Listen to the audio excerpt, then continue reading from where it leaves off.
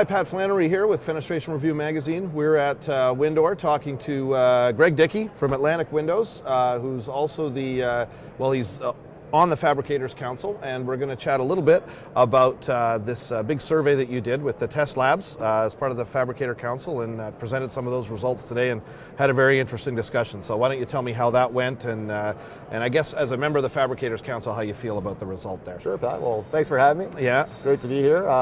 No, actually, it exceeded expectations. It really did.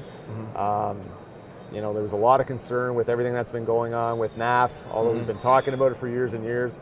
A lot of fabricators have said, not worry about it, don't worry about it, don't worry about it, and all of a sudden, boom, it's here. Right. Right? And no one told us. Yeah. Well, that's not the case, right? So here we are, and this initiative probably started about 2 years ago. Came out of Windor, actually, and it was actually out of the first Fabricators Council meeting. That we needed to understand how the test labs were really interpreting NAFs and the building code, right, so that we understood what we need to do from a fabricator standpoint for testing. Right. So this is where it all came out. We said, hey, well, let's put a survey together. Yep. What's the questions that you have? What concerns do you have? Right?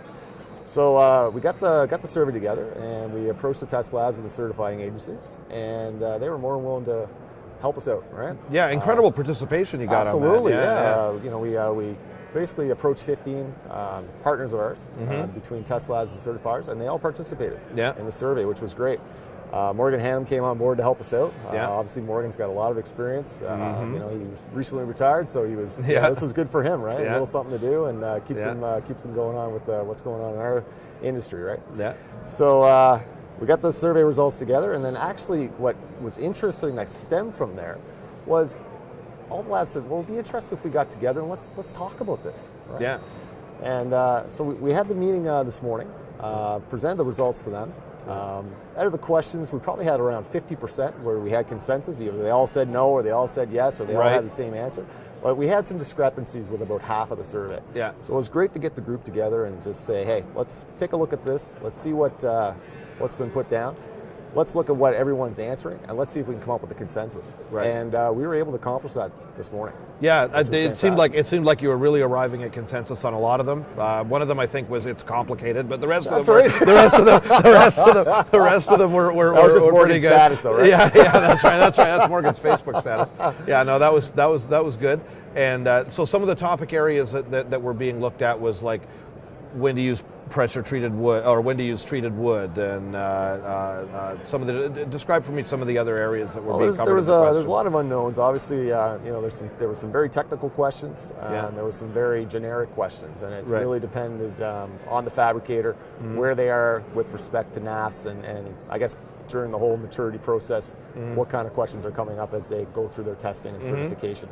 So we discussed certain items on windows, but mostly it was about doors, and that's the new thing. Doors that's is the hot big topic. thing. Yeah, right. Yeah, obviously, we've got now the limited water testing that's being put into play here through NAFs 08. Now we're running into some new requirements that are going to come through NAFs 11, which is the next thing on the horizon. So we were seeing anywhere from limited water testing to the pressure treatment of the wood. That was a very interesting topic, and there still needs to be more. Needs to be investigated on that side of things, but it really helped everybody understand we're all coming from the same place, right? Yeah. And try to get everybody on the same page and everybody interpreting the code the same way, right? Well, it seemed like it. Now, where do you hope that this goes down the road? What's the end point for? Well, I guess this process? My vision in this whole thing. I was voluntold to be on this committe and put it together. Lisa Bergeron. Oh, okay. She's my boss. Yes. But no, she's been a great help through this whole process, and it's been my first experience, handling a committee, and she's been a great mentor on that. So good. It's been a good exercise, and really, I think where we see this going is having meetings every year at Windor. Yeah, you're doing it again. You're planning with the test labs and the certifiers, and let's go through these issues, because the issues aren't going to stop. We're going to have new building codes coming out. There's going to be new standards and requirements, and I think it's important that we get together and communicate. And really, the test labs and the certifying agencies, they're not the police. They're not somebody's working against us. They're our partners in our industry. Right. So we need to work together, and the big thing is to have that communication and have it open. Yeah, because so often in the past it was it seemed like it was the fabricators over here were complaining about something the test labs were doing, and the test labs were over here complaining about something, and the two sides were. So this was a great, I thought, a neat opportunity for everybody to get together. Sure. And even certain fabricators, because they they're doing business all throughout the country or maybe down in the U.S., they're dealing with different test labs, and they were seeing some inconsistencies there. So that's also an opportunity for the test labs to get together and talk and make sure they're on consensus interpreting the standard the same way, so that they're offering the same service no matter who's using them, right? Right. Do you see any hope for getting the hardware manufacturers to certify for NAFs, or is that something that can never happen? Or that's going to be a tough one, but I really feel we have to get there at some point, because the hardware is part of the system, just like it's part of the window system, it's part of the door system as well. So eventually, I think it's going to get there. But at this stage, it's something now that they've taken offside. The hardware guys just really, it's almost like it's a separate entity, really, because when we're selling, if you're a pre-hanger and you're selling the door, you typically don't sell hardware. Just a hole in it. That's it. So they go get their hardware at the hardware store. So even from that standpoint, we have that division there physically when we're selling the product, and we seem to have that division now with the building code at this stage, right? Good. The Fabricators Council is still a new concept, but it seems to really be taking off. It's obviously, but maybe too popular. It's an exclusive membership right now. It's really tough to get in there. At least it's keeping the reins down. So, but it's important that we bring back the essence of it's Canadian Window Doors and Manufacturing Association at one point, right? Yeah. So we're trying to bring that essence back to this. This association. So we're keeping it very clear and keeping that group really concise and saying, no, this is the Fabricators Council. That's who's going to be on this, and this is their voice. Right?